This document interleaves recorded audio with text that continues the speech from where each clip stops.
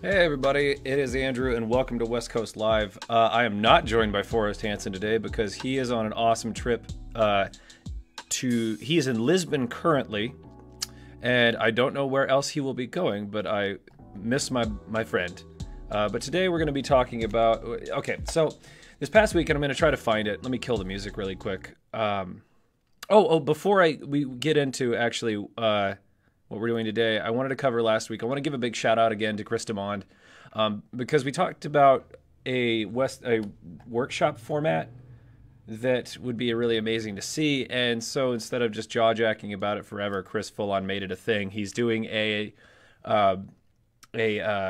competition, specifically a competition-oriented class, just because people wanted it, because we talked about it on the show and people were receptive. So if there's a thing that you want to have happen, be the squeaky wheel and maybe you'll get the grease. But be like a polite squeaky wheel, you know what I mean? And again, that show is really cool because apparently we reached like 3,329 people with it, which is amazing. Like, this is me and Forrest, for the most part, giving our opinions, and occasionally we get together with amazing people like Shanti and Chris, and we always get to share it with you guys. So from the bottom of my heart, thank you very much for the support for the show so far. This means a whole lot to me, to be able to be a part of the West Coast community in this way, and to actually facilitate a conversation rather than people just talking around subjects and that sort of thing. So again, thank you very much. Also, there's been questions about making a Facebook group and to allow for more conversation around the show, and I'm not doing it, not yet. I want to keep the conversation mostly on the show itself rather than having sort of a thread. Those things tend to get toxic unless they're pretty decently moderated, and I know that Forrest and I just don't have the time to do that. Maybe in the future, or maybe if somebody wants to do it, cool, but I like having the conversation on the show. So anyway, and I think that's about it. So today we're talking, I got a little weirded out by a thread that was on the show that was on a comment series or whatever. What are they called? A post that was made a little while ago. And I forget who made it, and it doesn't really matter. But the short of it was about how to keep the identity of West Coast pure and try to keep things authentic according to who, basically. Like somebody said they wanted to talk about West Coast being authentic and West Coast staying true to its roots and that sort of thing. And I simply asked, oh, here it is. I finally found it. You can scroll down if you want to read the whole thread, but the short of it is, Butch Viola wrote, "I would like to make sure that West Coast does not lose its identity." I asked, what is its identity? Pierre wrote, "That's a great topic. I think Brandy and Robert addressed that in their podcast thing." Oh yeah, check out Brandy and Robert's talk show. It's amazing. And then to respond to what is its identity, Butch wrote, "You don't know." And I really don't know if he was he meant to put a question mark there, like, you don't know? Or if he was just slinging at me at that point. But that's not important. It just kind of spurred this thing in my head of what is authenticity with the West Coast swing crowd, because it's something that Forrest and I talk about all the time. It's something that I talk about with a lot of people all the time. Delancey and I talk about it all the time. And so today, since I'm flying solo, I wanted to sort of give a recount of my history in the West Coast swing field, some thoughts I have on it, specifically centering around what is authentic and what is not. First of all, authenticity is a very fluid concept, and what is authentic for one person, especially in an art form or anything culture-based, is very different if you just go 3 people down the road. If you get 5 people from 5 different studios together, they're probably going to have similar but still different stories, so their authenticity won't match up. So when we're talking about authenticity and when I'm going through all this shit today, just have an open mind. My experiences are not the norm. I've been in the arts since I was a little kid, and I've been a dancer for 20 years now. 20 years? 21 years now. Wait, how old am I? I'm 32. 21 years now. Jesus. That's a trip. So, and I've kind of jumped around. So my experience is not going to be the same as like if you get Jordan and Tatiana, who are, well, even Tot was a fucking gymnast back in the day. But it's going to be different than somebody who's been specifically in West Coast for fucking ever. Also, thank you for joining me at 5 o'clock in the afternoon. This is the only time today that I could get a time slot to do this show. So anyway, my brief history, I started when I was 11 years old. And originally I was a musical theater kid. It's all I wanted to do was be Bob Fosse when I grew up. And so I watched everything I possibly get my hands on. I tracked down every clip I could of his students. Gwen Verdon especially was like one of my biggest inspiration. Go watch the scene. I'm forgetting it all of a sudden, but go watch Damn Yankees. I'm forgetting the name of the song, but who's got the pain when they do the mambo or something like that. But it's a trip of a scene, and it really hooked me into dancing. And all I wanted to be was Bob Fosse because we have similar things going wrong with us, so to speak. Like I have really bad feet. They're very flat. I have sickled ankles. I've got a little bit of a bow in my knees. I've got bad hips. And so did Bob, a lot of those things. And so instead of trying to be 100% cookie cutter, he went out and created his own style. He did this very knock-kneed thing while still giving this, like he still had good technique for what he could do, but he couldn't do it 100% like everyone else. So yeah, he made a thing instead of letting his limitations limit him. So anyway, from there I got into musical theater as fast as possible, and I did that from the time I was 11, and I've done it professionally since, getting jobs wherever I could. But mostly that's what I did through high school. And then when I hit college, that's the word. When I hit college, I met Rachel Lietzkog here in Portland, and she was the very first partner dance, like real partner dance class that I ever took. Because, you know, there's like a weird thing. I don't know what the fuck it is if you're like white in America that you somehow know all the dorkiest like East Coast swing moves just because. Also, the Gap ad had come out. You know, the khaki swing ad, and everybody was just going ape shit for this. It was incredible. So I knew the bow and arrow and the hand, just jazz hand like a mofo. Plus I was really strong. Like I was agile, not strong. I was very weak. I was very agile as a kid, so I could do like handsprings and like round offs and backflips and stuff like that. So I'd throw that in there. I'd do these very pedestrian East Coast swing and then do some stupid acrobatic move or like do it like a jazz move. But the point is I sucked as a partner dancer. I was a decent, not great solo dancer, but just I was a garbage fire as a partner dancer, like we all are when we start, or when we're super arrogant and think we have the juice and the mojo when we in fact do not.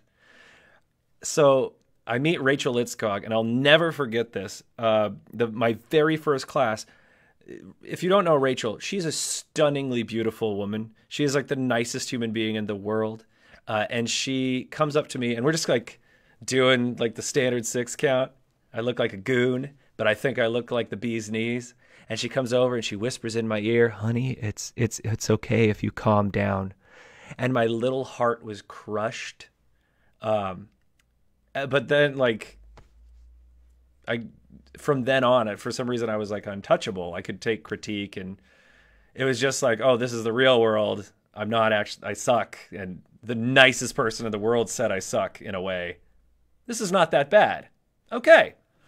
And so from there, I learned with her for a long time. I became her TA. And from then I basically quit doing musical theater and acting gigs. And I focused really hard on Lindy Hop.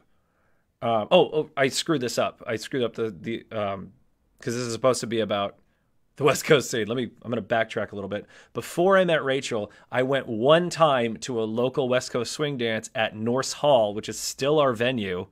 And I met a bunch of really nice people because we're talking about authenticity. I got a little derailed like I tend to do. So anyway, the first time I really experienced a West Coast crowd was even before I met Rachel. So I was still hot garbage and I thought I knew the answer. So I showed up to Norse Hall and I was wearing this blue, it wasn't even a zoot suit. It was like I makeshifted one because the guy, I bought it from Goodwill. It was just a really bright blue suit that a short fat dude had owned. Like, I'm pretty sure I got it from Danny DeVito's closet, and it fit me just like a zoot suit should. I looked ridiculous. And we thought we were going to a Lindy Hop class, like an East Coast class. And it was a West Coast swing class. So they're playing they're playing Black Velvet, which no one should do anymore. It's a terrible song. Just throwing that out there. If you like it, I'm sorry. But I did my very best. I tried as best I could to do what these people wanted, and I still sucked. But they were so nice to me. And so anyway, skip forward. I go and do Lindy Hop. I get to travel the world. Rachel's my teacher for that, and I get really obsessed. And I follow like Virginie Jensen, and I meet my man Mike Leneville, who's still my favorite dancer. Period. Like, the guy's just unbelievable. If you can look up Mike Leneville, if there's clips on the internet still, he's perfect. So we traveled the world together. We trained with all the same people. I got to meet all these great folk. And then the way that I intersect back with West Coast is I got hired by Chuck Brown for my very first convention, my very first professional gig. And it was Chico Dance Sensation. And Chico was like I didn't know what I was getting into. I went there. I was going to be professional, but at the same time, I knew some of the Sacramento crowd who was coming, and they were the guys that I would party with. And when that got into like the Chico crowd, who these guys were really good, and Chuck was training them personally, and they were learning from other people as well. And this is like John Piper back in the day, Erica Piper, Kevin Kane, like all these guys, Cody, before we all got good. And we were just like drama-filled 20-year-olds, and they kicked my ass like constantly. It was amazing. They were already pretty darn good, and I was on staff, and I just tried my best to be professional. But I was just the saddest excuse for like a fallen down drunk 20-year-old. Like, I would sneak into the bars, and so that is my first real experience to the crowd, as far as I knew. West Coast Swing was just like the drinkinest land ever. And it was all about partying, and it was all about like showing off. And everybody I met was really nice, but everybody, like all the friends that I were making, all we wanted to do was party and hang out. And that's it. I didn't know anything about really the competition scene. I was a novice West Coast dancer. I was a semi-pro Lindy Hop dancer. And the only other experience I'd had in the West Coast crowd thus far was in Bridgetown Swing, like 2 or 3 months before. That was my first West Coast convention itself. And so my only experience up to this point is like, I know these people are really good. I'm going to go get ragingly tanked, which sort of just stayed as like my theme for a long time. So as far as I was concerned, you had two options in your West Coast crowd. You had either you were going to be a competitor, or you were going to be like a party goer. You were going to be social, or you were going to be professional, that sort of thing. I didn't understand how to mix the two just yet. And so anyway, I do that. I do Chico, and then I start to get hired at some stuff. I compete a whole lot. I go to Swing Diego, when it was like the biggest deal in the whole world, and I do okay. I meet guys like PJ Turner. And it's still, for me, during this entire expanse of like, it was about 2 or 3 years where all I did was go to conventions. I was home probably, I want to say 3 months total, like 3 months consecutively, 1 year. But aside from that, I was going to everything. Even if I wasn't competing at stuff, I was just training and learning. Still not really wanting to be a West Coast dancer. Just I wanted to go because I got to hang out with these people that I never saw otherwise. So it's still a predominantly social outlet. From there, I made a convention because I really wanted. I had started to take stock into like, what is this crowd? What is West Coast as a whole? I wanted to jump from being like drunk dumbass 21-year-old and like partier and why didn't I make finals, to legit. I wanted to know the ins and outs. I was starting to like this thing. I had the benefit of, again, having the Chico crew. They were my family. I would go down there. I would sit in Megan Granfield, at the time she was Megan Williams.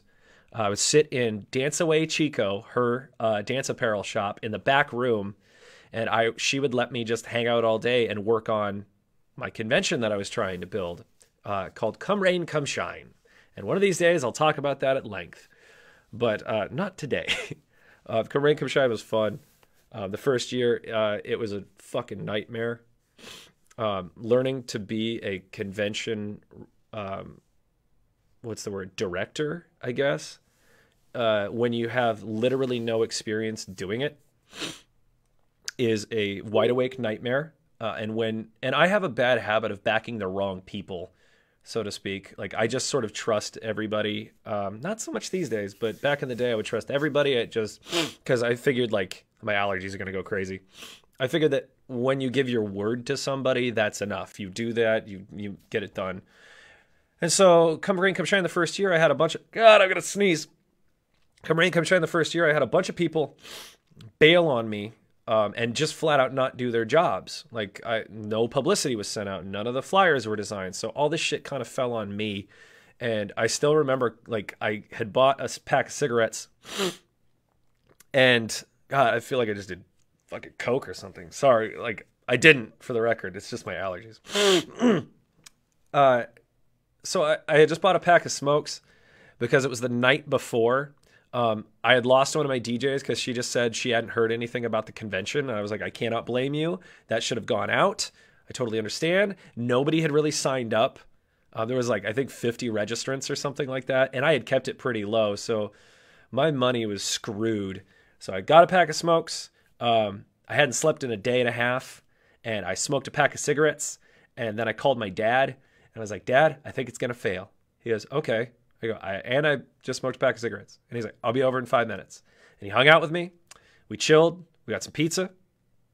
And he just like pep talked me. He's like, no matter, is this the end of the world if this happens? Why are you in this? Why do you want to do this? We had the normal stuff. And I was like, I really want to know how important this is to me. I want to know how important West Coast is to me. And at the time, Come Rain, Come Shine was a 3-style event. West Coast, Lindy, and Blues. Fun fact, I helped start the blues scene in Portland. More on that later. Also, all the drama ever. So anyway, Come Rain, Come Shine happens. It's a fucking success. I made money my first year. Not a lot. It was like $20-$30, but I made money, and it was amazing. And I got to see the West Coast crowd in very different facets. Instead of just being that drunken moron child or that competitor, I got to see basically different versions of myself in other people and how they reacted to it. And what the correlation was thus far was still that, like, some people are in it for the social. They just want to come and have a good time. So they want to see a show. They want to see competitors. Some people are the competitors. And then other people are these amazing professionals. And Come Rain, Come Shine happened a couple other times after that. I think I did it for 3 or 4 years.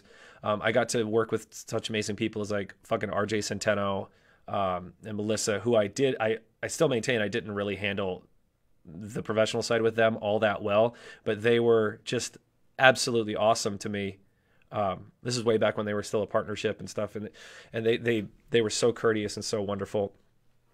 And I got to work with Shauna Courtney. I got to work with Tara. I got to work with Ben McHenry. I got to work with all these people that I'd admired for a long time, who some were my buddies. And so with that, it got to sort of intermingle the social aspect with the professional aspect. And I was still like looking for a through line though, because up until that point, I hadn't escaped. And that's kind of where I'm getting to. So for about 3 years solid, I was in the West Coast crowd. I knew this version of it. I knew the music. I knew, like, I was DJing and organizing, and I was MCing, and I wasn't teaching all that much, but I was organizing stuff here in Portland. And then I got married. I went to, and this is really what took me out of the scene for a while. And one of these days I'll talk about my marriage and at some length if anybody's interested, but I really don't want to fucking do it right now. So the short of it is I went to France to train in Lindy Hop and Balboa with my boy Mikey. If you ever get the chance to go to Studio Hop, I don't know if it's still going on, even if you're a little interested in West Coast. I enjoyed it more than going to Harangue when I was 20. Studio Hop France is unbelievable. I love it. The point being is I met my wife there, my ex-wife there, And because our relationship was so toxic and took so much out of me, I pulled way away from the West Coast scene. I went to a couple things, but I really like Chuck at the time was doing me a solid. He let me teach at Chico, and I was the MC for a while.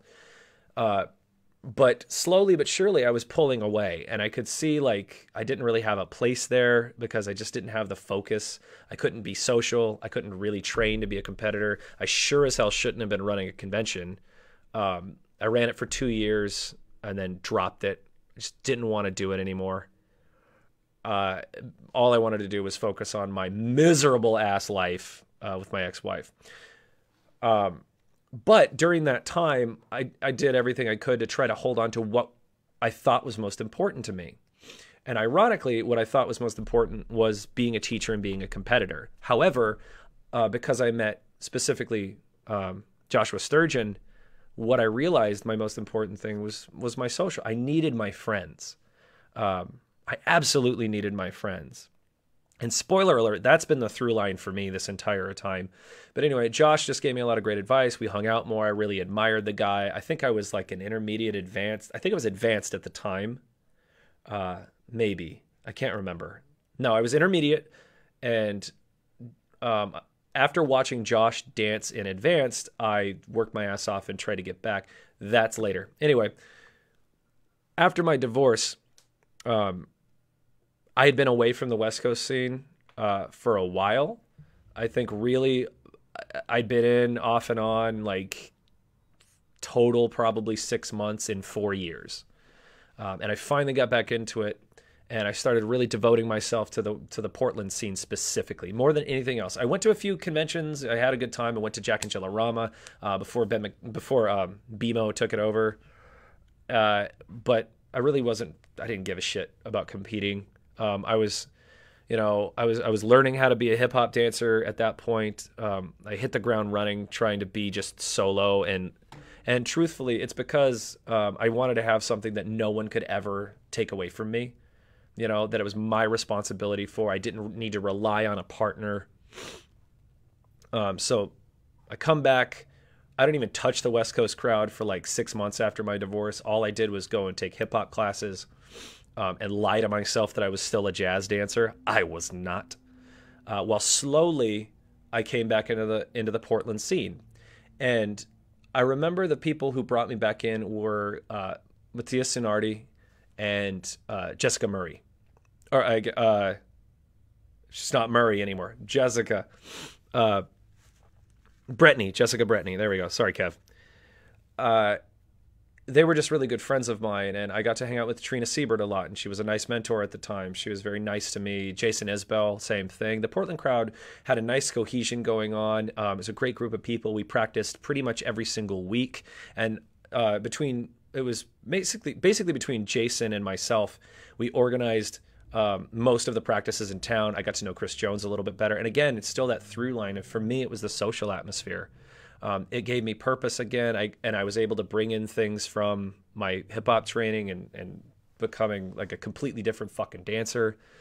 And at the time, I met, I'm not going to talk about this fucking part a lot. I'm going to seed something to talk about later. I met Samantha Buckwalter, and she's awesome. She's a beast. And I won't sugarcoat anything. She and I had a definite falling out, which a lot of people have shared their fucking opinions on.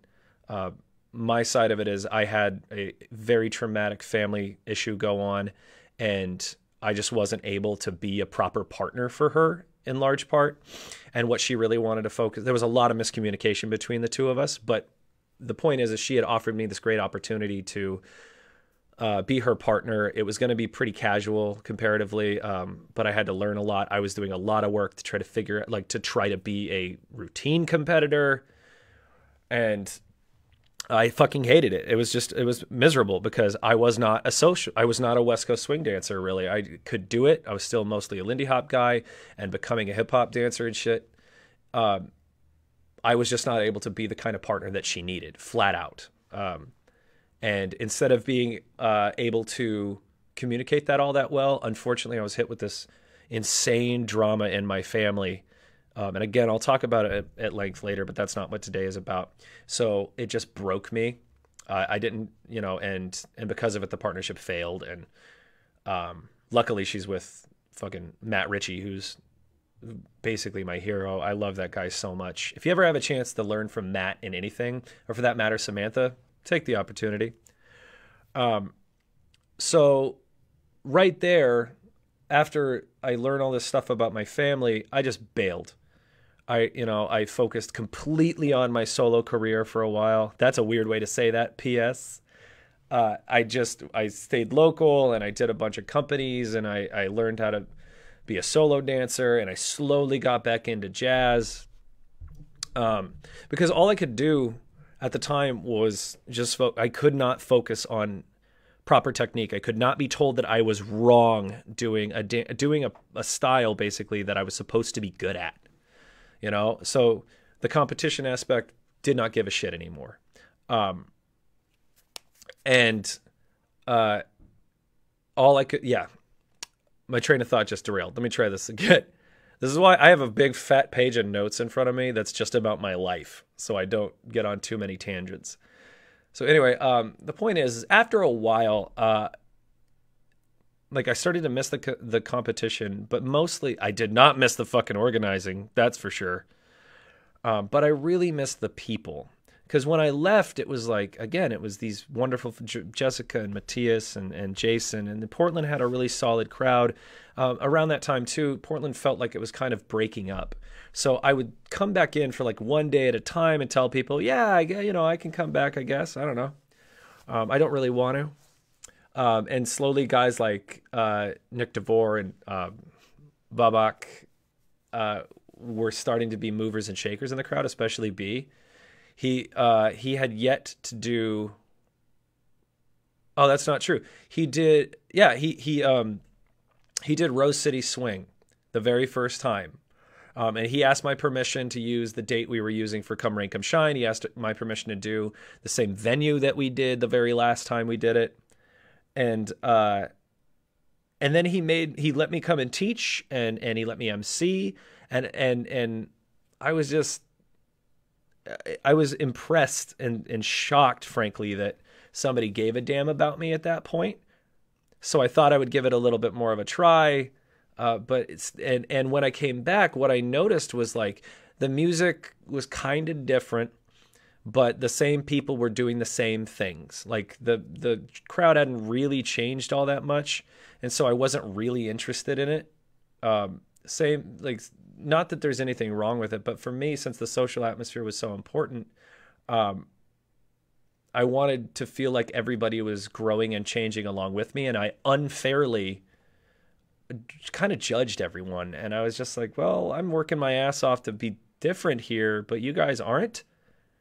And when I was there, because I had experienced being on stage again properly, and I had a career going, West Coast just wasn't offering me the adrenaline rush that I so desperately needed. It had slipped into the music in terms, the music had really dipped down and become this super duper slow kind of lyrical thing. I can't remember the time frame. This is about 4 or 5 years ago now. 4 years ago, I think.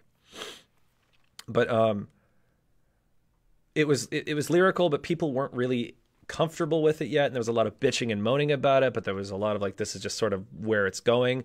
And so as I looked at this, the very first year of Rose City Swing, I started to think about and to bring it way the fuck back to the topic I'm trying to cover here, I started to think about what even is this crowd in terms of an art form, in terms of authenticity. Because I had never defined it artistically. I defined it by the 3 different aspects that you can choose, competitor, social, or professional, teacher, essentially, organizer, that sort of thing. I'd never tried to define it artistically. And so as I'm watching this, it just looked like this bizarre mishmash, of differing styles. They hadn't really learned to marry them yet. Some people were really good at Maxence was really doing amazing artistic shit. and changing it up. And Jordan and Tatiana were blowing people's fucking minds with their routines. But it still wasn't. It wasn't like the new style wasn't really embraced. It was really fought against. And so instead of objectively thinking, well, how can I communicate this with people? How can we open a conversation? I just looked at it like everything is weird. Everything is wrong. Fuck this. I'm out. So again, for about another year, I didn't do West Coast. It didn't matter to me. I just focused on this. And then I met my hero, Daniel Brown, DJ Brown, who, if you don't know it, he has been in everything you have ever loved in terms of musical theater and random ass commercials. He has influenced your life. He was in Thriller. He was in like Fame. He was in Stomp. He was in the original touring cast of Wicked. He is on Broadway. He is off Broadway. Anyway, he's worked with people that I've always wanted to work with. So I started training with him just barely, and I started following him around the country. And it was enough for me. And I met all my favorite, the people that I'm the closest to now, with the exception of a couple. I met them through doing solo stuff. So that's all that I needed. And then a year rolls by and I get another message from Babak, basically telling me like, we can't put you on staff, because in not so many words, I hadn't been in the scene for a solid year. He goes, but however, you have been such an integral part of the past Portland scene. It would be amazing if you could. Did people make comments? Did I miss those? Way the hell up there? I think so. It's not showing me. Sorry, guys. I don't know why. If you made a comment, make it again. Anyway, basically, Babak rewarded me because at one point I had been important in the scene. So I got to show up. He would let me go in the hospitality suite, and he'd treat me like a real friend, like a valued person.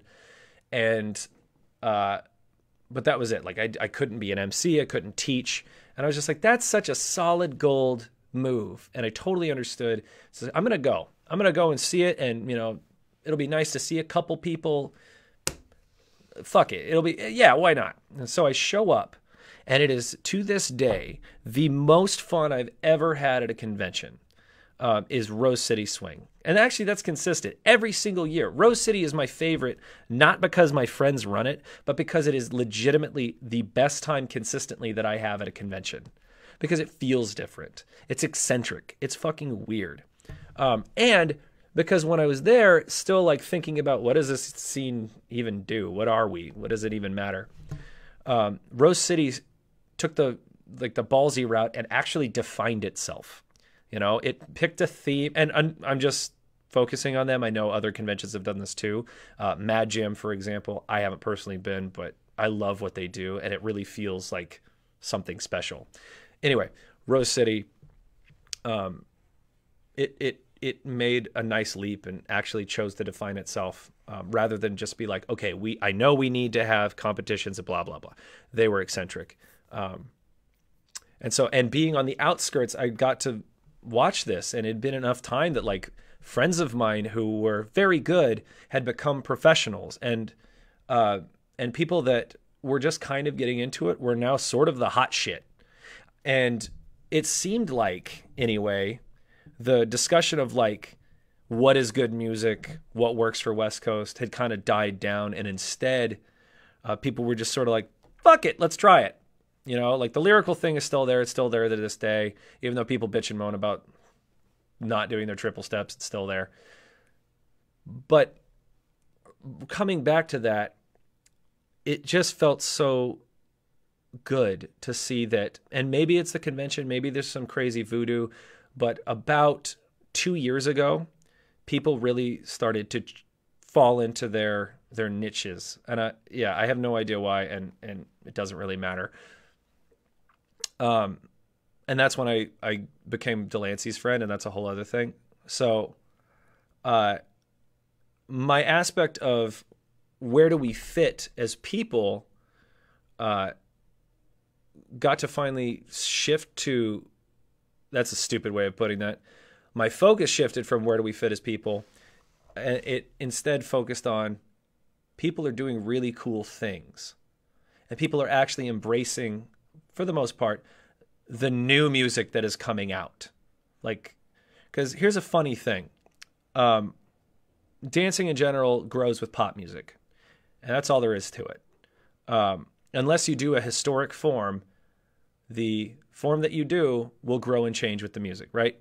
So, for example, Lindy Hop, which is now a historic dance, it wasn't called Lindy Hop at first. It was just swing dancing. It was just what you did to big band music or just music that was being played at the time. Jazz music was pop music, and people dance to music. So they formed this around like whatever they already knew: the turkey trot, the waltz, various different ballroom dances, quick step, and a lot of African dances and that sort of thing. And they made a tap, and they made it into a partnered thing as jazz music evolved and became, you know, it went from like Dixieland to eventually big band swing in the Benny Goodman era and the Chick Webb era, the Savoy and that sort of thing. Pop music evolved, and therefore the dance evolved. And then as pop music changed, as jazz became essentially like rock and roll and that sort of thing, and songs like The Twist came out, and it was a lot more popular to learn solo shit again. Like, come on, baby, let's do the twist. Like, that's, and this was like the hot shit. If that is what is cool, there is no reason to do what is not in terms of like how to stay relevant and how to stay on the tip of everything. Anyway, and so if you flash forward, eventually like Lindy Hop sort of survives kind of, and gets into Hollywood and becomes the Hollywood style because they wanted to do it more straight on and smooth for the camera. And eventually that gets into bars, and that sort of mingles with a bunch of random shit and becomes slotted so you can fit more people in the room. And here we have West Coast. And that is like the most truncated fucking version of history. And I'm no history buff. One of these days we're going to get Deborah Seke on here to talk a little bit about that. And she has this amazing spiel, especially about when she first learned West Coast. Anyway, but the point of that is like up until, well, not even up until like this entire time, as music has evolved and changed, West Coast and every other dance has had to change with it. So as an art, you kind of have to accept that things are going to be different. You can do this dance to whatever the fuck you want. It doesn't really matter. But if you are going to stay relevant and evolve, you're going to evolve with the music itself. So when it was all lyrical and crazy, like the most popular thing that was going on was, you know, like Jason Mraz and Ed Sheeran, his first album and everything. And there's a bunch of others. But it was either really heavy, hard-hitting beats with hip hop and that weird club hip hop that was happening about 5-6 years ago, and this like lyrical, like, let me tell you a story about love and pain and a dead baby. It's going to be great. Go listen to most of Ed Sheeran's album, and that's pretty much it in a nutshell. But at the same time, people are bitching and moaning that it doesn't stick true to what West Coast is. And without getting into a real argument about it or anything now, my opinion of it is that West Coast is just like any other dance. It sticks true to its music form. And if we're going to dance to pop music in any form, the style will change. And the style will change regionally depending on what people are dancing to. So in terms of the current state of West Coast and where I'm at as a human in this crowd is trying to assist in the validation of everyone. You know, the purpose of this show is to lend a voice and an ear to our crowd and to make sure that everybody feels like they exist and they're valid. And so what I'm trying to do is, let me rephrase. So in terms of just the dance itself, I'm starting to get a little derailed. I'm still sick. Oh, here we go. I'm going to jump ship from what I was talking about basically to bring it back around. So in terms of authenticity and what we can offer with the show and where I'm at is that the commonality all through these years, this long ass 40-minute story that I just kind of vomited at you, the commonality has been this idea of community support And for me personally, it's been a social outlet. Because if you're going to learn, like, if in fact an art form is denoted by, specifically a dance art, a dance form is denoted by the music that it's done to, then as that is ever changing, you have to look at what stays the same. If you're looking for authenticity in this dance and in this community, it's really going to stick with its people. And the only thing that I have seen so far that stays consistent is the social aspect. And it's people giving a crap about one another one way or the other, whether it's you're whining because somebody did it differently than you and you don't like it, or you're there with your buddies and you're at a convention, or you're out social dancing and you just care. And I know that's like not a really magical answer, or a topic, I guess, but for me, that's the only thing I can see that makes this scene authentic is the people going and doing it. The art form will change constantly, but the crowd, like calling it West Coast and going and doing it, that's it. We're probably always going to have a slot. We're probably always going to do a triple step sometimes and have things like have similar movements and stuff. But if music becomes super lyrical again, it's going to go back 6 years. If it becomes like all, what do you call it? All like blues bar beats, like Nathaniel Rateliff and the Night Sweats, that sort of thing, then people are probably going to focus on like pops and hitting that footwork like everybody does on that sort of thing. But I would submit that maybe don't care as much about what this is as an art form. Let it grow, do you, and celebrate it the way that you can, and celebrate your friends. Because again, to kind of repeat myself 1,000 times, is as I've been every single pretty much everything that you can be within our crowd, the only thing that I have ever felt was still there was the support. And again, I want to give a big shout out to Babak for bringing me back in, because if he hadn't, I wouldn't have had one of my very best friends, Delancey. I wouldn't have been able to be a part of Rose City, which is so important. And I don't think I would have ever answered my question. I think I would have bailed and just been like, West Coast is fucked up. And people are arguing about the music. That's stupid. I would have just, yeah. So thank you, B, for that. And thank you to everybody for being willing to share your opinions. But I would love it if people, this is so unreasonable of me. I would love it if people would stop whining about what West Coast is and isn't, and just go and celebrate what you do.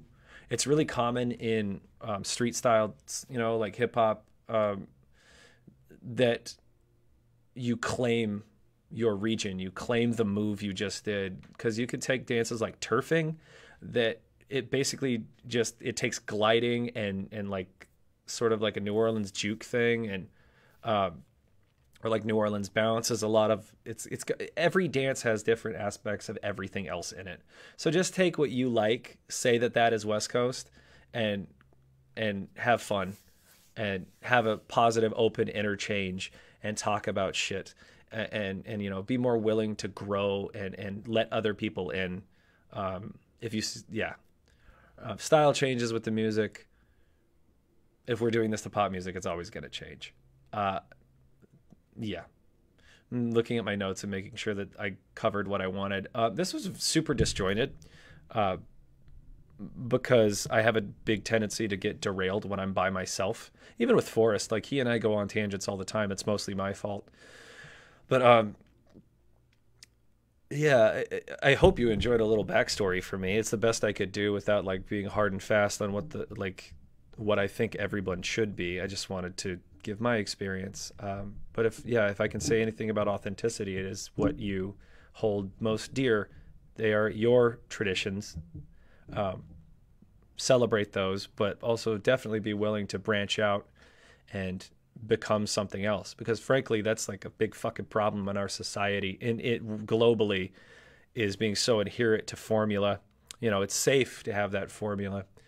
It's a nice place to return to, but when it starts fights, you should recognize that there's a problem, and maybe look inward, because maybe it's not about the other person, maybe it's about you. And I know that I've had to go through that a dozen or so times.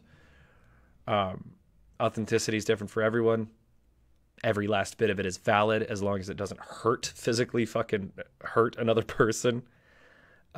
Just find your outlet. If you cannot find what you like locally, go online. Luckily, we are in the age of the internet, and you can go on Reddit or you can go on YouTube, and you can see someone who does a style that you really admire, and you can apply it to yourself. And you can go be that awesome G in your local venues and at your bars and shit who, dances like Jason Colosino. Go out, celebrate what you really love, make the scene that you want to be in. Can't believe I'm about to quote Gandhi. Be the change you want to see in the world. Yeah.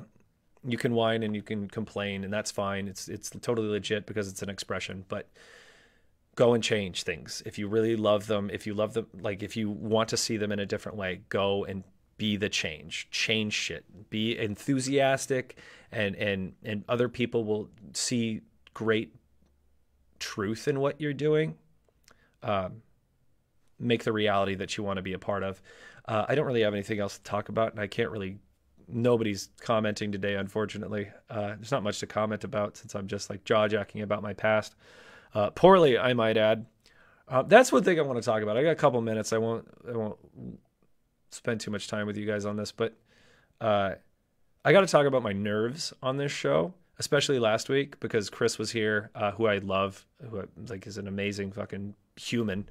And then Forrest is my co-host usually. And I get really freaked out on this show all the time. Like I actually am a public speaker in real life. I'm a motivational speaker. That is my jam. And there's just something about being on this show, probably because it's Forrest, and I put him on some kind of pedestal. But I always get so nervous when I'm talking to you guys, and that's silly, and I'm working on it. But it's a real gift to be able to do this show with Forrest, and to be, frankly, the muddy one of the two of us. Like I am definitely the more brash, blurty version of West Coast Live, and Forrest is that finely hewn, razor's edged version of us, I suppose. He classes it up a little bit, and to have guests like Chris Damon on here, who are so in the thick of everything that I wanted to be back in the day, it's kind of like you see a version of very loosely, it's like you see a version of yourself, or what quote unquote could have been if you focused on different things. So I'm very grateful that I get to do this, and Forrest and I and whoever else gets to talk to you when we get to talk to you. But anyway, yeah. I guess to sum up everything is I've had a weird experience, and that was not even all of it. That was not even anywhere near all of it, and I won't waste any more of your time with that. What I can say is that all of our experiences are different, and they're all great. They're all valid. We all didn't fucking get to where we are as people or as artists in the exact same way. So next time somebody has a differing idea than you, unless it's something that hurts somebody, learn about it. Ask them questions. If you don't know what to say, ask questions.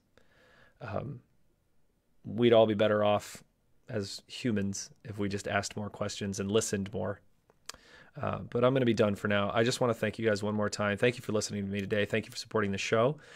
Forrest is going to be gone all month, so I'll do my very best to bring you good guests. And I think he's going to get to us on Skype, and we'll do a show while he's abroad. I'm not entirely sure. Don't quote me on that. But I'll do my very best, because I know it's probably going to get kind of boring just listening to me. Also, I will do, if he is not available, I will make sure that the show is interesting. Leave some posts and tell me what you would like to have on the show, what topics you would like to have covered, and I'll make sure that I am primed and ready for them. This is a great opportunity, not just for us as a community, but also for me to not rely on Forrest to kind of clear up what the hell it is that I'm trying to say. But that's going to be it from me. Thank you guys from the bottom of my heart. Maybe I'll see some of you tonight at West Coast Swing Wednesdays at Norse Hall here in Portland. I want to thank Black Rose Fitness Society one more time for sponsoring us. This is the last week that they're going to be sponsoring us. So if you're ever in Portland and you want to get your CrossFit on and your just general fitness on, come down to Black Rose. It is one of the best things that I've ever done with my life, is going to this gym. I cannot sing its praises enough. Also, the trainer is real handsome, and so that matters for some of you. He's like 41 and looks like he's just 25 and the most perfect human being in the world. Okay, and he's the best coach I've ever had of its kind. Yeah, my name is Andrew Slack. Thank you from the bottom of my heart. Go and have the best day you've ever had, and I'll see you again on West Coast Live.